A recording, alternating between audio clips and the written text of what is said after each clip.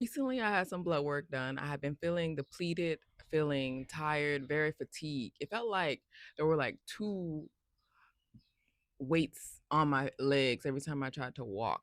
It's like extreme fatigue, dizziness, just tired all the time. And when I got the blood work done, it showed that my overall health was great, but I was clearly deficient of some nutrients due to breastfeeding and pregnancy in general. If you're new here, my name is Raynell. I'm a later in life mom, wellness practitioner, entrepreneur, and new content creator. And would love for you to join me on this journey. So please like, subscribe, stay a while. Biggest things was my iron levels. My iron levels were low, which resulted in the fatigue, which led to the fatigue. And so there was also some, as I said, dizziness, brain fog, postpartum hair shedding. So the iron is important because it carries the oxygen through your blood to produce the energy. And when you're breastfeeding, you are often losing that through the giving of the nutrients to your baby and it really is an energy exchange. So like when you're when you're breastfeeding, it's like it's a total energy exchange. It's a giving of your nutrients in your body. And so just imagine a black woman alone, um who are not breastfeeding can often suffer from low iron levels, and just imagine how much more you need to tackle that, how much more you need to be making sure your iron levels are at a good place so that you can give up yourself to your baby. So the test that measures your iron levels is called ferritin, and mine was showing just below at the normal level. And so when if you do want to monitor that, you can request specifically that the test is called ferritin and it measures your iron levels. And the next marker was my mineral levels. Get your minerals, ladies. Pay attention to your mineral. The what showed up in my body was alkaline phosphate. Minerals are important, and when breastfeeding you really need to pay close attention to your mineral levels. Alkaline phosphate was what showed up in my blood work. When you are breastfeeding, the calcium, phosphorus, they're all being pulled from your bones, being pulled from your body, and you are giving it to your baby. So it's really important to pay attention to your calcium intake during pregnancy and during breastfeeding. Calcium, magnesium, phosphorus, all of those minerals are important to be intaking, consuming while breastfeeding, so that you can replenish yourself. Honestly, because you're being depleted, exchanging that, giving that to your baby, it's being pulled from your body, being pulled from your bones to give your baby the nutrients that it needs, but you need to be putting that back into your body because you're being depleted. So imagine you're being depleted, um, and you're not filling the well, you're not refilling your body and giving your body what it needs. One really important note is that this impacts your nervous system, your energy levels. So just think about how that shows up. That can show up in your stress, your energy, your low energy. It can show up in just like overall potential anxiety, your mental health. All that is all connected. Oh, when I was experiencing the fatigue, the hair shedding, like my every time I go get my hair relaxed, my lactician is just worried. She's always talking about the breakage. Is it the dryness? Do I need some Ayurvedic treatments? Which I would like to get some Ayurvedic treatments, but they're like $100. That's just almost as much as how much it is to relock my hair. And so, bless her heart, she is great. And I do appreciate a lactician who is letting you don't want your investment to go down the drain, which I invest in my hair. But she's like, lots of breakage. And I was thinking it could be postpartum, but what I did find out, one, when you're breastfeeding, the hormones that your body is producing to keep you to allow you to breastfeed, does cause the breakage in your hair. Like there's regular postpartum shedding, and there's uh breastfeeding that causes the hair shedding. So I'm like, wow. Like, and so I'm like trying to let my mom know this, and she is telling me, keep breastfeeding. She wants me to keep breastfeeding her grandchild, and she's just like, why would something as natural as breastfeeding cause this to your body? She isn't familiar with breastfeeding, but I'm like, that's with a lot of things, mom. It just very be contradictory. Something that is great for your baby, that is natural as breastfeeding, is God ordained for your baby, can deplete the mom in the process. Body is in a rebuilding phase after pregnancy and during breastfeeding. My baby is 15 months. I forgot to mention that. And the goal for me was to breastfeed until he was one. One, for one, I saw a chart that showed the beautifulness of how breast milk changes over time, and give your baby what it needs at each development phase up until 1 years old. There, it even changes after 1 years old. But I was like, if I can make it till 1 years old, that's the goal. I can give him all the nutrients, all those good antibodies, and he can develop as needed. Um, Also, I got to a point, because I am a working mom. I was pumping. I was trying to bring enough milk home to sustain him the next day, but sometimes I wasn't producing enough, and so I did try to supplement with breast milk, but he was not having it. My baby was not having uh formula. We tried various types of formulas. I got the best of the best. I researched the formula. I researched the formulas that didn't have any of the chemicals, any of the, what do you call that? Um, there was a lot of things that, people who choose not to use formula, there was a lot of things that I just researched, and I was using formula that wasn't American made, and spent money on that because he also deserves the best, but he rejected it. He rejected all of that. And so that was another reason that I prolonged the breastfeeding. So there's that. Then there's when it's time to introduce him to foods. He's rejecting the foods. And so there was added pressure to keep breastfeeding, keep staying on this journey, because my baby, now he's not eating as much. So now that he's 15 months, he is eating things. He is eating more. And I think that he's at a point where he could survive off the food, but he is not ready to give up breastfeeding at the moment.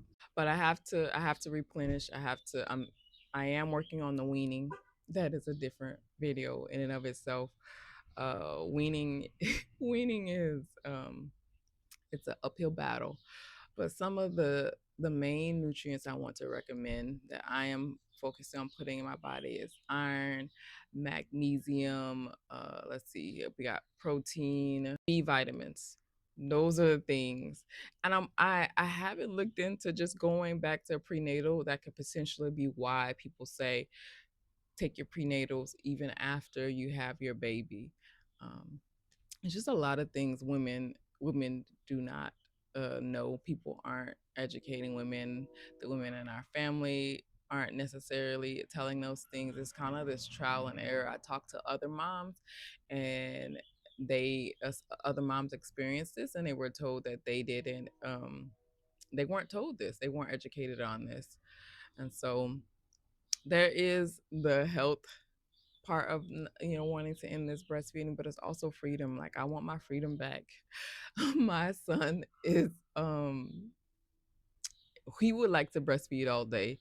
He would like to just to be on tap.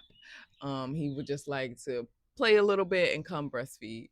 And so when I'm home, that is my reality. And so now that I'm weaning, I'm trying to kind of give him more distractions. I'll go walk, I'll go take him to the park, I'll take him outside or, play, read him a book or whatever, which also is hard because I'm still low on energy. I'm still not at my best. And so trying to do acrobats and entertain him and do all the things is also very hard. So it's a rough time. I do want to say that when taking the iron, you must pair it with vitamin C.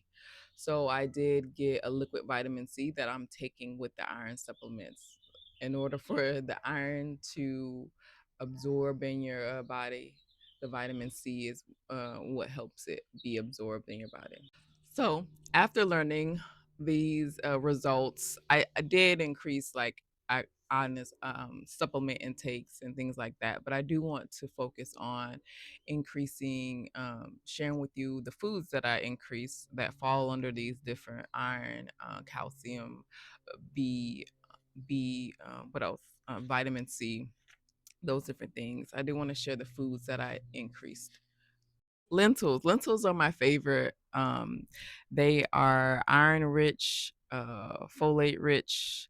What else do they have? Protein rich, iron, protein, and folate.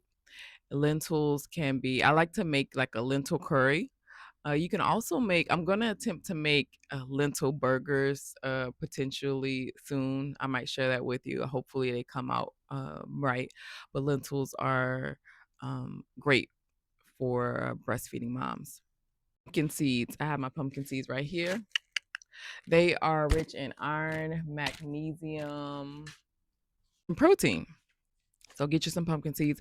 I eat them, but I really wish I could consume more. Like pu- pumpkin seeds aren't something I'm just like, oh, keep eating them, keep eating them. So I hide them out in my smoothies. Just throw a handful in your smoothies. Throw as much as you can tolerate in your smoothies, and it's a great way to to consume them, to increase the consumption of pumpkin seeds. They are really a super. I think they're a superfood. Look into that. Don't quote me, but pumpkin seeds are really good. Spinach is another iron rich food. I like to pair it with vitamin C, which is through lemons. So I actually hide them out in my smoothies as well. I like to eat this in my eggs. I like to eat them in my soup. But spinach is a great nutrient rich iron vegetable. Spinach also has folate in it as well. Bok choy. Let me tell you something. I'm new to bok choy, and I love a good bok choy ginger chicken soup. That is my go-to. I actually made it for my son's first birthday, and it was a hit. And people were like, "You really made real food for a 1-year-old birthday party?" Yes, I did, because I love to feed my people. I love to feed my community.